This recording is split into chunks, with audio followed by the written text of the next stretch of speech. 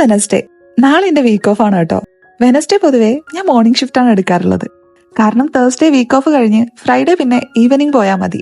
അതാകുമ്പോ ഒരു 2 days week of കിട്ടിയ പോലെയാണ്. പിന്നെ ഡിന്നറും സമാധാനത്തില് കുക്ക് ചെയ്ത് കഴിക്കാം. ഇന്നത്തെ ഡിന്നറിന് ഒരു ചിക്കൻ ഗ്രില്ലാണ് കേട്ടോ ആക്കാൻ പോകുന്നത്. 2 ടൈപ്പ് മസാല ഞാൻ ട്രൈ ചെയ്തിട്ടുണ്ടായിരുന്നു. ആദ്യത്തേതിലേക്ക് കുറച്ച് കൊറിയാണ്ടർ ലീഫും കറിവേപ്പിലയും പച്ചമുളകും ഇഞ്ചിയും സോൾട്ടും ലെമണും പിന്നെ കുറച്ച് യോഗട്ടും പെപ്പറും കൂടി ഇട്ടിട്ടാണ് ആക്കിയെടുത്തിട്ടുണ്ടായിരുന്നത്. അത് നമുക്ക് ചിക്കനിൽ നന്നായിട്ട് തേച്ച് പിടിപ്പിച്ചിട്ട് ഒരു 15 minutes മാറ്റി വെക്കാം കേട്ടോ.